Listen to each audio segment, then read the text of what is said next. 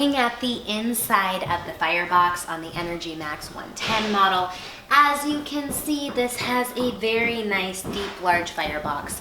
At the bottom, you do have the cast iron grate with the shaker handle, as this is going to be a coal unit stove.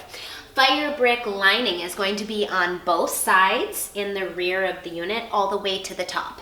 This does have 3 airburn tubes located at the top of the firebox.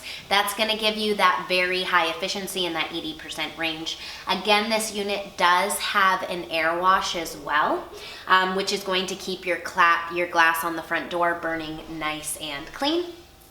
Air control for the unit is located right here. You have a low through a high temperature setting and a medium in between.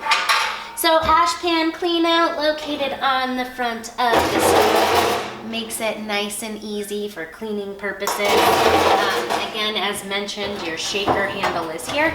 This just rolls the grates, so your clinkers and your fly ash from burning coal will just fall directly right through.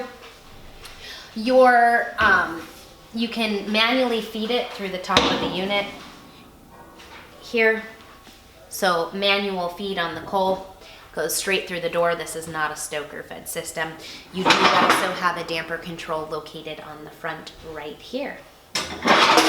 So again, this is going to be the review on the EnergyMax Series 2 models, the 110 and the 160 right here.